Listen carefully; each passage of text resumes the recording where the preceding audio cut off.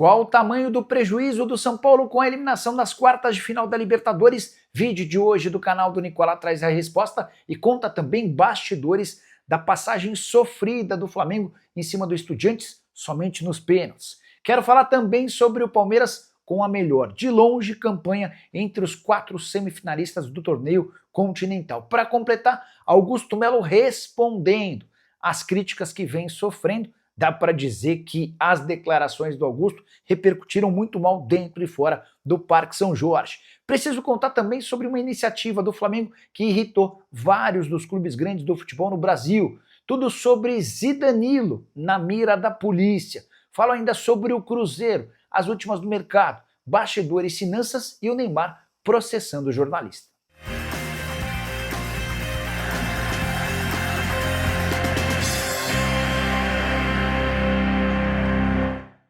Fala aí pessoal, sou Jorge Nicola, bem-vindos a mais um vídeo do canal, sempre bom ter vocês por aqui, sem perder tempo, pedir para deixar like, se inscrever no canal e ativar as notificações. Antes das notícias, deixa eu só fazer um registro super importante, vem fazer parte do meu grupo do Telegram, já são mais de 33 mil pessoas, todas recebendo dicas diárias, gratuitas, para fazer sua fezinha com mais chances de acertar. Você não vai pagar absolutamente nada e eu, ao longo do dia, vou te atualizando sobre as principais recomendações e entradas. Tem muita sugestão para essa sexta-feira. Para participar é super simples. Estou deixando o link no comentário fixo ou na descrição do vídeo. Você clica em qualquer um deles e vai abrir a página do meu Telegram. Você passa a me seguir e a partir daí já começa a receber sugestões e dicas. Beleza? Não vai ficar fora dessa não.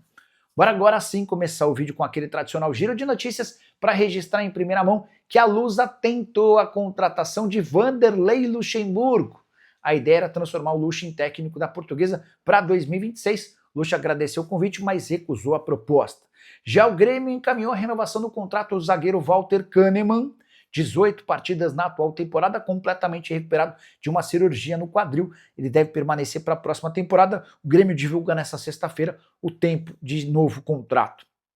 Para fechar o giro de notícias, contar que o grupo Eagle protocolou em 19 de setembro na Justiça um pedido afirmando que nega veementemente que a briga com John Textor tenha acabado. O Textor tem tentado emplacar essa história de que a situação entre ele e representantes do grupo está estabelecida, tudo resolvido. Não é verdade, o próprio grupo Eagle registrou isso na Justiça.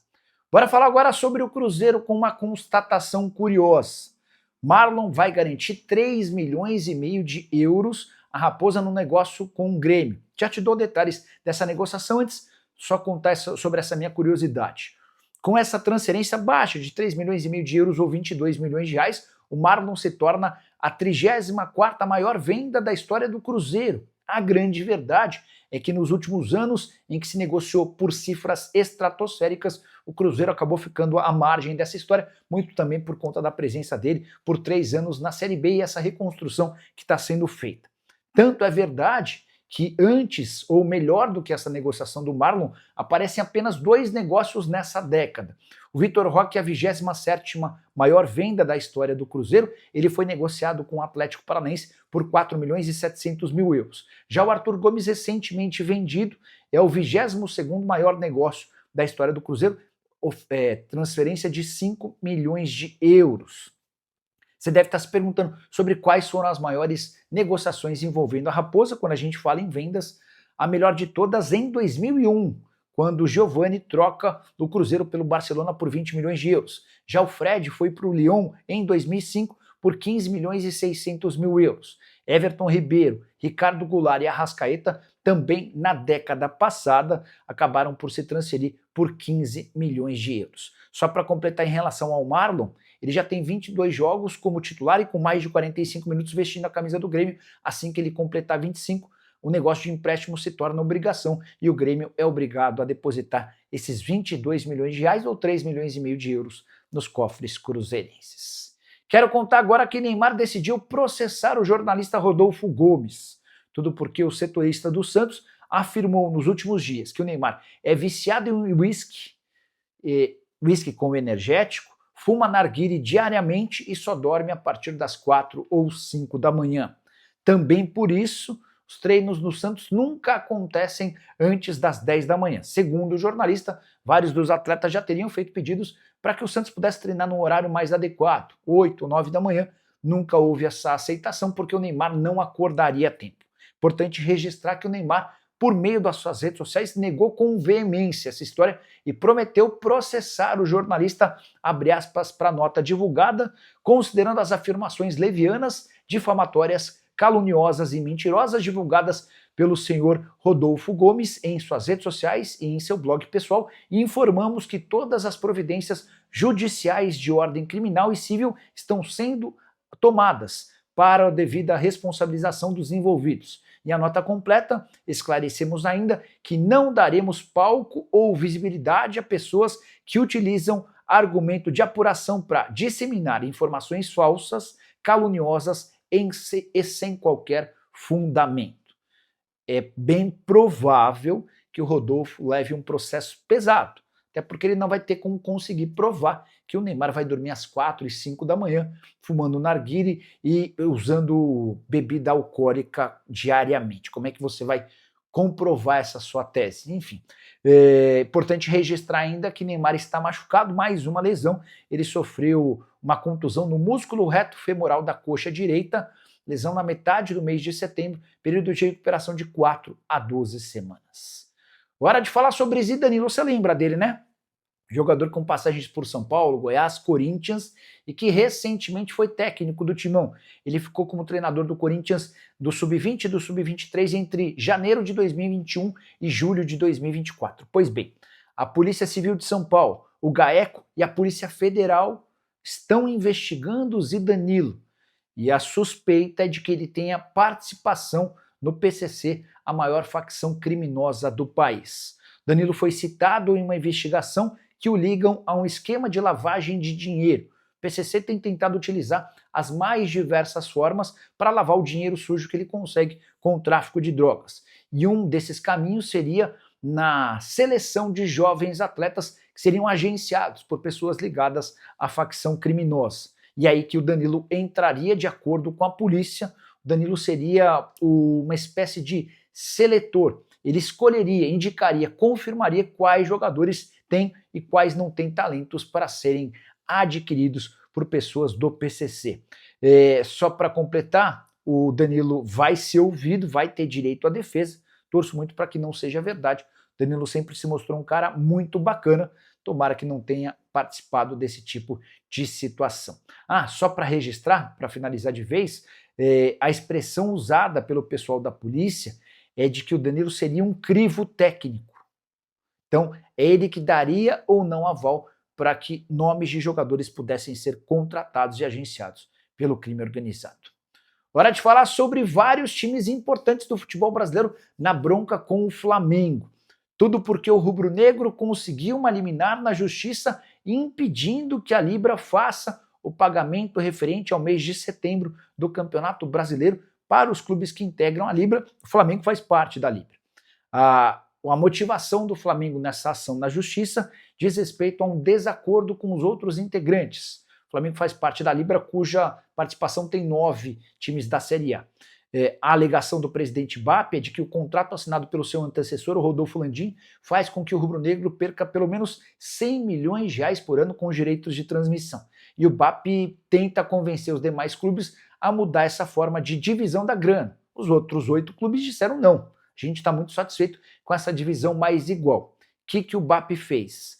Como um mau perdedor, ele foi à justiça e conseguiu uma liminar para impedir que essa grana seja depositada nos clubes. A grana vai ficar em juízo. Dessa maneira, o São Paulo deixa de faturar 13 milhões e 400 mil, o Palmeiras fica com 12 milhões e 300 mil suspensos, o Santos com 9 milhões e 400, o Atlético com 7 milhões e 700, o Bahia com 7 milhões e 200 mil reais, Red Bull 5 milhões de reais, o Vitória 4 milhões e 600 mil, o Grêmio faz parte da Libra, mas é o único que não tem, nesse momento, direito a essa verba. O que você pensa sobre o tema? Já usa o espaço para comentário e registra a sua opinião, beleza? Hora de falar sobre Augusto Melo, presidente, ou melhor, o ex-presidente alvinegro, decidiu se pronunciar depois de mais ataques contra ele. O Augusto sofreu um impeachment no mês passado, diante de uma série de circunstâncias que desabonaram sua presidência. A nova treta envolvendo Augusto tem a ver com a 5ª condenação do Corinthians na FIFA. Algumas dessas condenações já se transformaram em transfer ban, porque também tiveram a ratificação do comitê, do Conselho Arbitral do Esporte, que funciona como uma espécie de segunda instância. Outras ainda vão passar pelo crivo do CAS. Mas a última dessas condenações na FIFA se deve ao não pagamento da compra de José Martínez, volante venezuelano que pertencia ao Philadelphia Union. Negócio havia sido fechado justamente pelo Augusto Melo, operação de 1.700.000 euros. O Corinthians, 1.700.000 dólares. O Corinthians pagou 200.000 dólares e as 3 prestações que viriam de 500.000 dólares cada uma, nenhuma delas foi paga. O Philadelphia Union foi à FIFA e conseguiu a condenação em primeira instância. O Augusto usou suas redes sociais para dizer o seguinte, abre aspas, não é mais problema meu. A partir do segundo semestre do ano passado, tivemos autorização dos departamentos financeiro e jurídico para todos os jogadores comprados.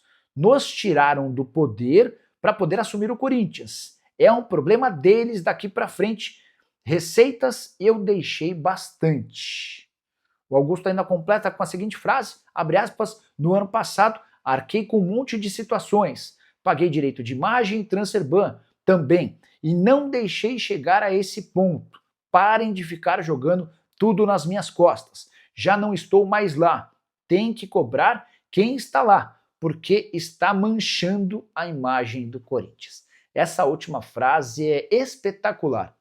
O cara que saiu da presidência do Corinthians por conta de um impeachment que teve como caso central algo que virou alvo de escândalo policial, um envolvimento no pagamento de uma comissão da Vaidbet, cuja polícia, o Ministério Público e a própria Justiça entendem que o Augusto Melo e seus pares burlaram e criaram um fantasma para receber o dinheiro para se beneficiar, e o cara termina o discurso dele falando que os atuais dirigentes mancham o Corinthians. Gostaria muito de saber a sua opinião sobre o tema, já uso o espaço para comentário e registro o que você pensa, beleza?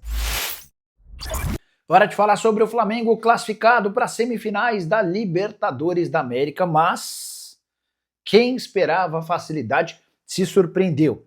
No tempo normal, o rubro-negro perdeu para o Estudiantes em La Plata, na Argentina, o único gol da partida marcado por Benedetti. Como o Flamengo havia vencido por 2-1, placar agregado de 2-2 e decisão nos pênaltis. Com detalhe importante, durante o segundo tempo, o Estudiantes chega a fazer 2-0, o gol é anulado por conta de um impedimento, o que salva o Flamengo de uma eliminação. Seria mais uma eliminação nas quartas de final, a 5ª em 8 participações.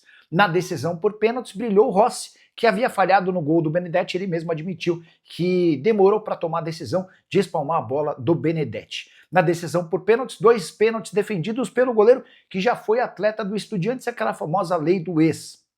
Todas as 4 cobranças do Flamengo muito bem feitas, com destaque para do Léo Pereira, zagueiro que esbanjou a categoria e pôs a bola no ângulo, na gaveta. E depois ainda saiu dizendo que foi mais ou menos, a cobrança não foi tão boa.